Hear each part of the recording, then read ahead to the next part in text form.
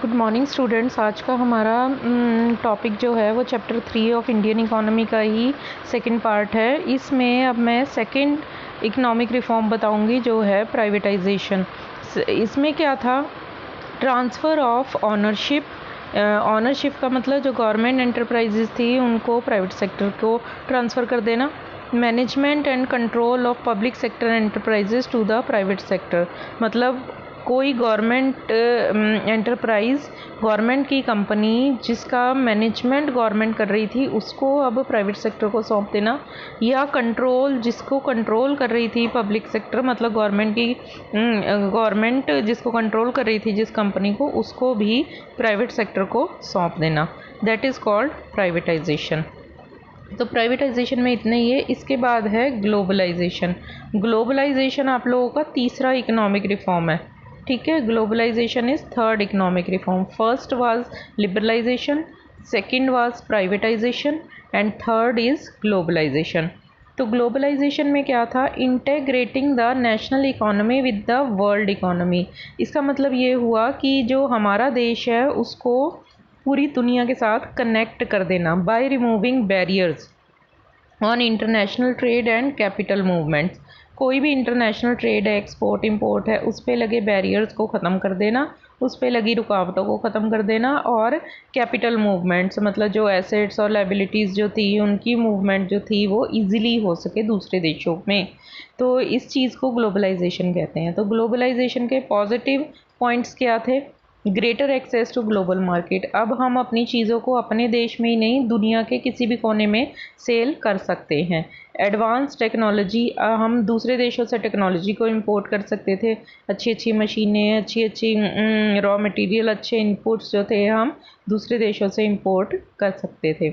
अब ग्लोबलाइजेशन के अगेंस्ट में क्या है, benefit to already developed countries. Globalisation का फ़ायदा किसको हुआ, जो ऑलरेडी डेवलप्ड कंट्रीज़ थी उसमें क्या था कि उन देशों की चीज़ें जो थी और ज़्यादा सेल होने लगी। माना चाइना है, जिस तरह से ऑलरेडी वो डेवलप्ड है तो उसकी तो सेल बढ़ गई ना अब ग्लोबलाइजेशन होने की वजह से।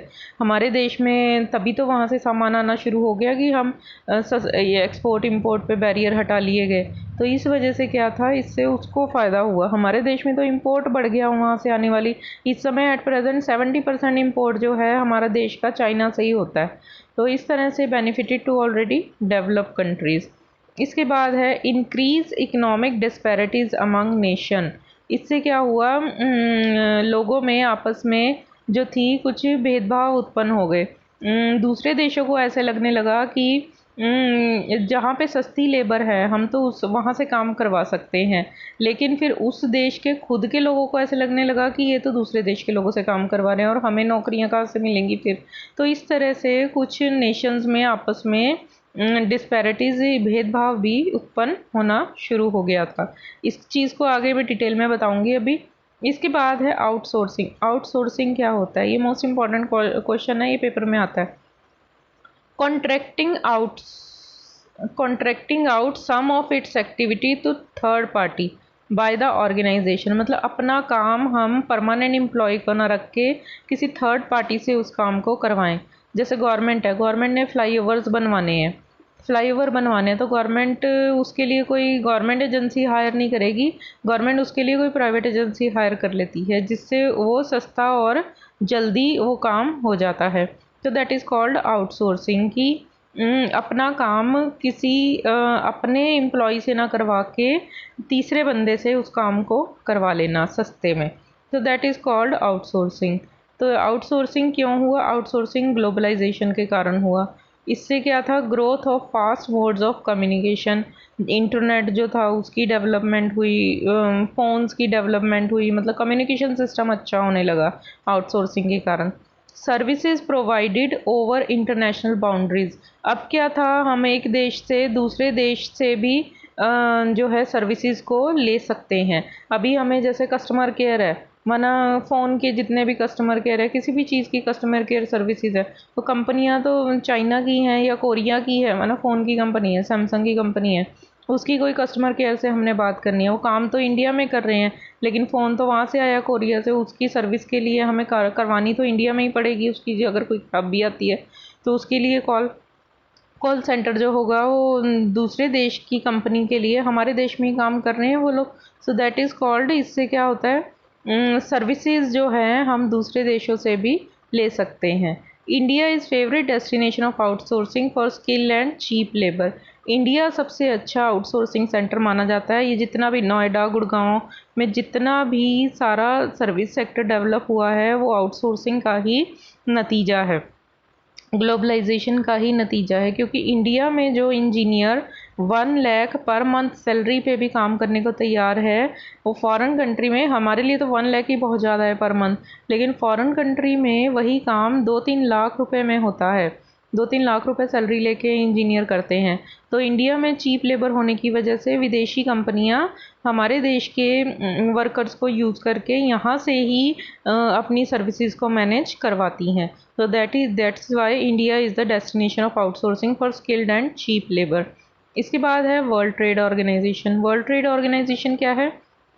Before World Trade Organization it was General Agreement on Trade and Tariff, GATT, in 1948। ये क्वेश्चन पेपर में आया था कि गेट कब स्टैब्लिश हुआ, तो 1948 में। विद इन 23 कंट्रीज़, ये 23 कंट्रीज़ का एक ग्रुप था जिन्होंने आपस में ट्रेड एग्रीमेंट करने के लिए, व्यापार की शर्तें निर्धारित करने के लिए ग्रुप बना लिया था, जिसको गेट कहते थे। set up to provide equal trade opportunities to all member countries, WTO founded in 1995। फिर उसके बाद गेट ख़त्म हो गया 1995 में, उसका नाम WTO रख दिया गया। ठीक है, तो इट फैसिलिटेट्स इंटरनेशनल ट्रेड, ये इंटरनेशनल ट्रेड को आसान बनाता है। अब इसमें 164 मेंबर कंट्रीज़ हैं जो इस WTO के द्वारा बनाई गई शर्तों को मानते हैं। तो ये शर्तें बनाते कौन है? ये भी आपस में मिलके ही बनाई जाती हैं। तो it helps to encourage production. WTO जो है वो हर देश जो भी इसका मेंबर है उसमें प्रोडक्शन एक्टिविटी को बढ़ाने में मदद करता है। It ensure optimum use of world resources. इससे क्या है, सब मिलजुल कर प्रोडक्शन करते हैं और देश के, दुनिया के जितने भी फैक्टर ऑफ प्रोडक्शन है, रिसोर्सेज हैं, उनका प्रॉपर यूज़ होता है। WTO और क्या मदद करता है? It helps to protect environment. WTO ये भी देखता है कि कोई देश के लिए या इन्वायरमेंट के लिए जो नुकसानदायक एक्टिविटीज़ हो रही हैं चीज़ों की प्रोडक्शन में, उन पे कंट्रोल किया जाए। तो WTO प्रोडक्शन एक्टिविटीज़ के दौरान इन्वायरमेंट को होने वाले नुकसान को भी कंट्रोल करने में हेल्प करवाता है। इसके बाद नेक्स्ट है बायलैटरल ट्रेड। बायलैटरल ट्रेड क्या होता है? Trade between 2 countries. Multilateral trade, multilateral trade का मतलब होता है trade between more than 2 countries. Tariff barriers क्या होते हैं? टैरिफ बैरियर का मतलब होता है tax imposed on imports to protect domestic production. ठीक है, इम्पोर्ट्स पे टैक्स लगा देना ताकि इम्पोर्ट होने वाली चीज़ें महंगी हो जाएं और उनके प्राइसेस बढ़ने के कारण हमारे देश में उन चीज़ों की डिमांड कम हो जाए, जिसकी वजह से लोग क्या करेंगे, डोमेस्टिक प्रोडक्शन से बनी हुई चीज़ों को ही खरीदने में प्रेफरेंस करेंगे, कि मतलब हमारे अपने देश में बनी चीज़ों को ही खरीदना ज़्यादा उनको सही लगेगा। तो that is called tariff barrier. और नॉन टैरिफ बैरियर क्या होता है? नॉन टैरिफ बैरियर का मतलब होता है imposed on quantity of imports and exports. ये इस बार पेपर में आया था क्वेश्चन, नॉन टैरिफ बैरियर क्या होते हैं, तो बच्चों ने खाली इम्पोर्ट लिखा था, साथ में एक्सपोर्ट लिखना भी ज़रूरी है। नॉन टैरिफ बैरियर का मतलब होता है इम्पोर्ट की एंड एक्सपोर्ट की क्वांटिटी को फिक्स कर देना, कि ज़्यादा एक्सपोर्ट भी नहीं करेंगे और ज़्यादा इम्पोर्ट भी नहीं करेंगे। इसका नुकसान क्या है कि अगर ज़्यादा एक्सपोर्ट कर दिया तो इससे क्या होगा, हमारे देश में चीज़ों की कमी हो जाएगी, तो फिर हमें वो चीज़ें इंपोर्ट करके मंगवानी पड़ेंगी दूसरे देशों से। तो ज़्यादा एक्सपोर्ट भी और ज़्यादा इंपोर्ट भी नुकसान करते हैं। इंपोर्ट करने से क्या होगा, फॉरेन करेंसी जाएगी, फिर हमारा बैलेंस ऑफ पेमेंट डेफिसिट होगा। तो दोनों चीज़ों को फिक्स करने के लिए गवर्नमेंट नॉन टैरिफ बैरियर्स लगा देती है। इसके बाद है क्रिटिकल अप्रेजल ऑफ LPG, कि LPG का फ़ायदा क्या हुआ, लिबरलाइजेशन, प्राइवेटाइजेशन एंड ग्लोबलाइजेशन का फ़ायदा क्या हुआ और इसके नुकसान क्या हुए। अप्रेजल मतलब इसकी तारीफ़, क्रिटिकल मतलब इसके थोड़ी सी कमियाँ।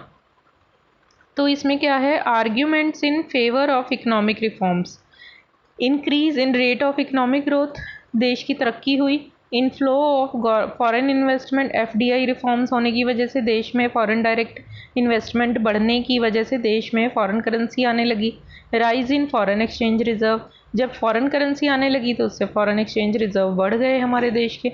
राइज इन एक्सपोर्ट्स, हमारे देश में प्रोडक्शन बढ़ने की वजह से तो हमारे देश में चीज़ें ज़्यादा बनने लगी, तो इससे क्या था, हमारे देश के एक्सपोर्ट्स बढ़ गए। कंट्रोल इन इन्फ्लेशन, चीज़ें ज़्यादा बनने की वजह से प्राइसेस डाउन आ गए। Increase in role of private sector. Criticism of LPG policies, अभी क्या है, एलपीजी पॉलिसीज़ के क्या क्या कमियां थी। ग्रोइंग अनएम्प्लॉयमेंट, सर्विस सेक्टर ज़्यादा डेवलप होने की वजह से जो था क्या, अनएम्प्लॉयमेंट बढ़ रही थी कि मतलब एक काम जो 10 लोग कर सकते थे उसको अब इंटरनेट के द्वारा एक व्यक्ति ही हैंडल कर सकता है, तो इससे क्या था, अनएम्प्लॉयमेंट बढ़ने लगी थी। Neglect of agriculture sector due to reduction in public sector investment, अब इसमें एग्रीकल्चर के ऊपर कोई ज़्यादा ध्यान नहीं दिया था। लिबरलाइजेशन, प्राइवेटाइजेशन एंड ग्लोबलाइजेशन ज़्यादातर बेसिकली जो था वो इंडस्ट्रियल सेक्टर या सर्विस सेक्टर के लिए ही फ़ायदेमंद साबित हुआ। गवर्नमेंट का भी रोल कम हो गया इन्वेस्टमेंट में। उसके बाद रिमूवल ऑफ सब्सिडी भी ख़त्म कर दी गई जो एग्रीकल्चर में थी। Reduction in import duty on agricultural products, import duty जो थी एग्रीकल्चरल प्रोडक्ट्स पे कम कर दी गई, जिससे वो फ़ॉरेन से ज़्यादा चीज़ें मंगवाई जाने लगी। Removal of minimum support price, shift towards cash crops due to export oriented policies, लोग जो थे एक्सपोर्ट ज़्यादा करने की वजह से खाने पीने की चीज़ों की खेती कम करने लगे और कैश क्रॉप्स को वो ज़्यादा उगाने लगे, जिससे क्या था, देश में अनाज की कमी होने लगी। इसके बाद है low level of industrial growth, industries के लिए भी ये पॉलिसीज़ बनाई गई थी लेकिन इंडस्ट्रीज़ की ही ग्रोथ इसमें कम हुई। चीपर इम्पोर्टेड गुड्स, इंपोर्ट ज़्यादा हो रहे थे। Lack of infrastructure facilities, non tariff barrier by developed countries, अब डेवलप्ड कंट्रीज़ ने भी हमारे देशों से सामान मंगवाना कम कर दिया था ड्यू टू क्वालिटी इश्यूज़, तो इससे क्या था, नॉन टैरिफ बैरियर उन्होंने लगा दिए थे हमारे देश की चीज़ों के ऊपर। Ineffective disinvestment policies because assets of public sector enterprises were undervalued, जो पब्लिक सेक्टर एंटरप्राइजेज थी उनकी एसेट्स जो थी उनका पूरा वैल्यू नहीं मिल पा रहा था, तो पब्लिक सेक्टर ने गवर्नमेंट को उसका पूरा पैसा नहीं दिया। अब कोई कंपनी है सरकार की, उसको अगर गवर्नमेंट ने प्राइवेट सेक्टर को ट्रांसफ़र किया तो प्राइवेट सेक्टर उसको ख़रीदेगा, ऐसे मुफ्त में नहीं मिल जाएगी वो उसको। तो प्राइवेट सेक्टर ने जो गवर्नमेंट सेक्टर की जो एसेट्स थी जो उसको कंपनियां मिल रही थी उसको पूरी तरह से असेस नहीं किया और उसका कम पैसा जो था गवर्नमेंट को मिला और लेना ही पड़ा क्योंकि गवर्नमेंट से वो मैनेज नहीं हो पा रही थी। Ineffective tax policy, revenue of government decreased, ऊपर बताया था मैंने टैक्स कंसेशन दिए गए तो जिस वजह से था गवर्नमेंट का टैक्स जो था वो रेवेन्यू कम हो गया। Spread of consumerism, encourage production of luxury goods, अमीरों के लिए ज़्यादा चीज़ें बनने लगी क्योंकि प्राइवेट सेक्टर के हाथ में ज़्यादा चीज़ों की प्रोडक्शन बढ़ गई थी, तो प्राइवेट सेक्टर तो अमीरों के लिए ही प्रोड्यूस कर रहे थे, उसमें वेलफेयर कम हो गया लोगों का। Unbalanced growth in selected areas due only but low growth in agriculture and industry, ये तो हम ऊपर अभी पढ़ चुके हैं। तो ये चैप्टर इतना ही है, इसका इतना ही लर्न करना काफ़ी है और ज़्यादा पढ़ना है तो आप बुक में से पढ़ सकते हैं।